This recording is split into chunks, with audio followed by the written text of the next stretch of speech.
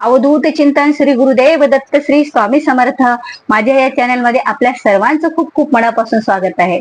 अशी एक सेवा मी तुम्हाला आज सांगणार आहे. यामुळे आपले सर्व प्रश्न आपले सोडले जातील, आपल्या सर्व प्रश्नाचे उत्तर आपल्याला मिळतील, आपल्या सर्व समस्यांचं निवारण होईल, आपल्या संकटांचा नाश होईल, आपल्याला सर्व विघ्नातून ही सेवा बाहेर काढेल आणि आपली सर्व इच्छापूर्ती सुद्धा करणारी ही सेवा आहे.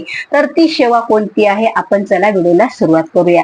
तर ही सेवा म्हणजे नवनाथ महाराजांची सेवा आहे. आता नवनाथ महाराज म्हटलं, नवनाथ महाराजांचं ग्रंथाचं पारायण करायचं म्हटलं तर आम्हाला अगोदरच भीती वाटते की हा ग्रंथ खूप त्याला विटाळ वगैरे जपावं लागतं आणि खूप स्ट्रिक्ट म्हणजे कडक असं याचं व्रत आहे, पोथी वाचणे आहे. यामुळे बरेच जण त्याची टाळाटाळ करतात. पण या मोठ्या ग्रंथातून सुद्धा एक छोटा ग्रंथ निर्माण केलेला आहे आपल्या श्री स्वामी समर्थ सेवा मार्ग दिंडोरी परिणिती सेवा मार्गद्वारे.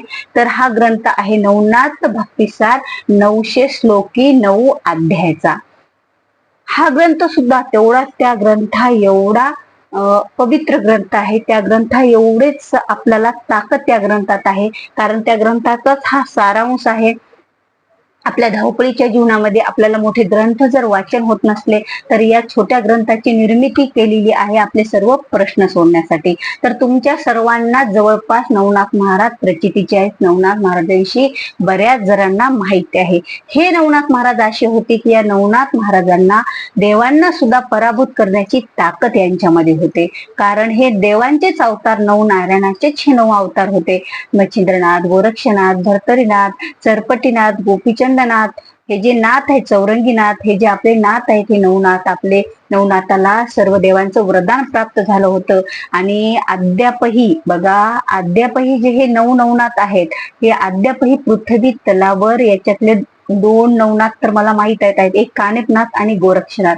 गोरक्षनाथ हे सह्याद्री पर्वताच्या रांगेमध्ये अद्यापही जप आणि तप करत बसलेले आहेत आणि यांचा अवतार म्हणजे असं संपलेला नाही, हे अद्यापही पृथ्वी तलावर आहे. त्यामुळे आपण ज्या यांच्या सेवा करतो ह्या लवकर त्यांच्यापर्यंत पोहोचल्या जातात. आणि विशेष महत्वाचं, या नवनाथांचे गुरु म्हणजे आपले दत्त महाराज आहेत, स्वामी महाराज आहेत. त्यामुळे सुद्धा ही सेवा आपल्याला अधिक फलदायी आणि अधिक पुण्यदायी आणि अधिक प्रभावशाली आहे आपल्या समस्यांचं निवारण करण्यासाठी. तर आता बघूया याला कुठले नियम आहेत वाचन कराय आणि हे आपल्या घरात दररोज कसं 9 दिवस वाचन करायचं. बघा, दररोज 9 दिवस ही जी पोथी आहे त्याला आपण एक पिवळं वस्त्र वगैरे घ्या. ही पोथी तुम्हाला देवासमोर आपण ठेवायची, तिथे चौरंग पाटावर ही पोथी वाचन करायची. 1 ते संपूर्ण 9 अध्याय. पहिल्या प्रथम याच्यामध्ये स्वामी स्तवन, त्यानंतर आपल्याला श्री स्वामी महाराजांची माळ आणि एक शाबरी मंत्र ओम श्री चैतन्य गोरक्षाय नमः ही या मंत्राची एक माळ, त्यानंतर गणपती अथर्व शीर्षक, त्यानंतर यामध्ये जे आपण म्हणतो यंत्र आहे त्याचं पूजन, आणि त्यानंतर परत या नवनाथाचा एक मंत्र आहे ते 11 वेळा म्हणायचं आणि त्यानंतरच मग या पोथीला सुरुवात झालेली आहे. हे सर्व सेवा यामध्ये या ग्रंथामध्ये सांगितलेल्या आहेत आणि हा ग्रंथ तुम्हाला मिळून जाईल श्री स्वामी समर्थ सेवा केंद्राच्या स्टॉल मध्ये आपल्याला उपलब्ध आहे. हा ग्रंथ आपल्याला मिळून जाईल. आणि विशेष महत्वाची गोष्ट, हा ग्रंथ वाचन करताना अशा प्रकारे पहिल्या दिवशी 1 ते 9 अध्याय वाचले, ग्रंथ उचलून ठेवला.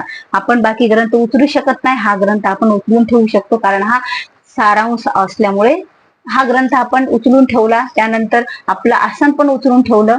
फक्त एक गोष्ट करा की ज्या वेळेला तुम्ही पोथी वाचायला बसता त्यावेळेला धूपदीप लावा आणि आपल्या कपाळाला विभूती लावा, कारण दत्त महाराजांना विभूती ही फार आवडलेली आहे.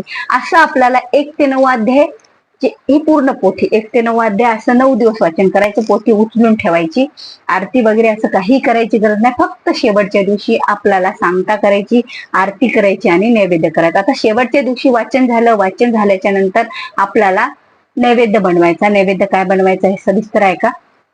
नैवेद्यामध्ये आपल्याला खिचडी बनवायची मुगाच्या डाळीची. आपले जे वडे नवनाथाला आवडतात ते बनायचं. आपल्याला बेसनाच्या लाडूचा प्रसाद बनवायचा. जोंधळ्याची खीर बनवायची आणि आपल्याला हे सर्व आता जी जोंधळ्याची खीर, खिचडी, वडे आणि घेवड्याच्या शेंगांची भाजी जी की स्वामी महाराजांना आवडती, शक्य असेल एवढं बनवा. आणि 9 मुलांना आपल्याला जे छोटे छोटे 9 मुलं असतात त्यांचे 9 नवनाथ म्हणून त्यांना आपल्याला जेवण करायचं. आपल्या घरामध्ये त्यांना दक्षिणा स्वरूपात काहीतरी द्यायचं. एक पूजेच्या ठिकाणी आरती करायची नवनाथ महाराजाची, आपल्याला दत्त महाराजांची, गणपती बाप्पाची, मग दत्त महाराजांची आता 600 रुपये आणि एका पाठी एक लागोपाठ अशी क्रमशः आरती करायची. त्यानंतर त्यांना नैवेद्य दाखवायचा, पोथी सुद्धा तिथे राहू द्यायची, नैवेद्य दाखवायचा. नैवेद्य झाल्याच्या नंतर ते 9 मुलांना जेव घालायचा आणि त्यानंतर आपण प्रसाद म्हणून सगळ्यांनी हा नैवेद्य घ्यायचा. आता त्यात नियम काय पडायचे बघा. तुम्ही ब्रह्मचर्याचे पालन कुठलीही सेवा नवनाथ महाराजांची, दत्त महाराजांची करायची असेल तर आपल्याला पाळायलाच पाहिजे. 9 दिवस तेवढं करायचं. परान्न वर्ज्य करायचं, कारण परान्न कोणाच्या कष्टाचं आपल्याला खायचं नाही. आपण जर पारायण हे संकल्प युक्त करत असाल एखाद्या आपली इच्छा पूर्ण होण्यासाठी, तर आपलं परान्न टाळाच आपण. आणि विशेष महत्वाची गोष्ट एवढं आपल्याला करायचं आहे.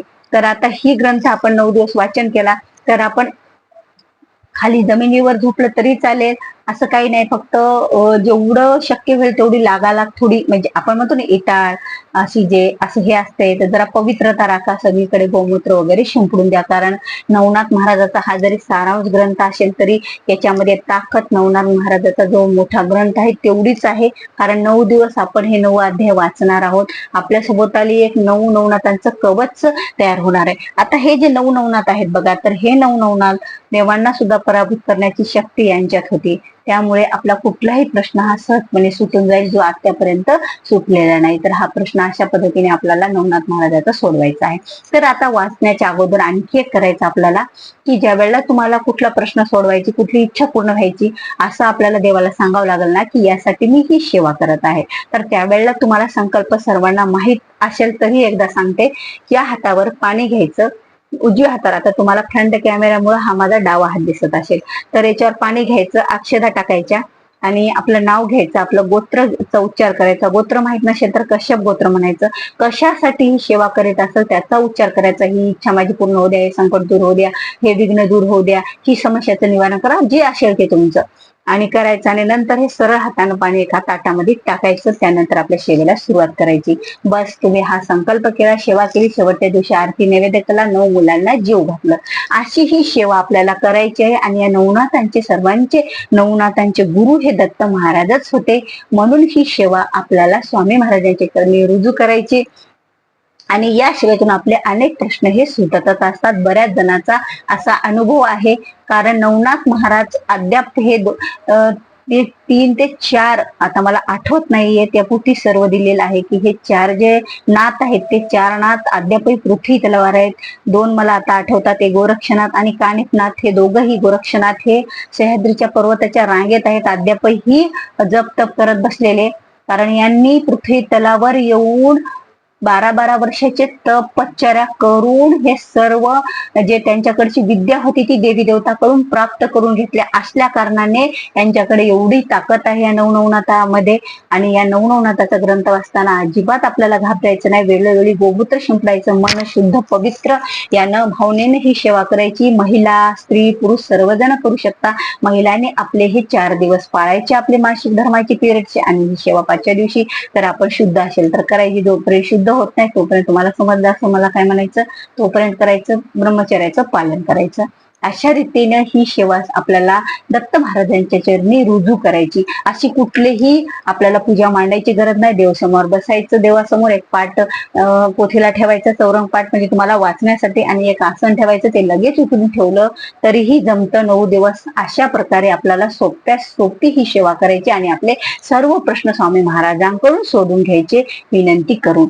तर अशा प्रकारे सांगण्याचा उद्देश म्हणजे ही सोपी सेवा आहे आणि या सेवेतून आपले सर्व प्रश्न सुटणार आहेत. म्हणून ही सेवा आपल्याला आपल्या घरामध्ये श्रावण महिन्यात करा, पुढे कधीही करा, तुम्हाला जेव्हा वेळ भेटेल तेव्हा. वर्षभरातून कधीही सेवा आपण करू शकतो, कुठलंही बंधन नाही. तर व्हिडिओ आवडल्यास व्हिडिओला लाईक करा, शेअर करा, नवीन असाल तर सबस्क्राईब करा. शेअर यामुळे करायचं असतं की बरेच लोक असतात ज्यांना बरेच संकट असतात, बरंच त्यांच्या सभोवताली विघ्न असतात. त्यांच्यापर्यंत जर ही सेवा पोहोचली तर 10% पुण्य तुम्हाला सुद्धा त्याचं मिळत असतं आणि ते समोरच्या व्यक्तीचा सुद्धा प्रश्न सुटत असतो. यामुळे स्वामी महाराजांचे सुद्धा आपल्यावर कृपा आशीर्वाद हे प्राप्त होत असतात. तर या प्रकारे आपल्याला शेअर करायचं आहे आणि आवडल्यास व्हिडिओ नक्कीच लाईक करा. तर व्हिडिओ आवडल्यास लाईक करा, शेअर करा, सबस्क्राईब करा. नवीन असाल या चॅनलवर तर नक्की सबस्क्राईब करा. तर झालेली सेवा श्री स्वामीच्या रुजू करूया आणि आपला आजचा व्हिडिओ इथेच थांबूया. श्री स्वामी समर्थ.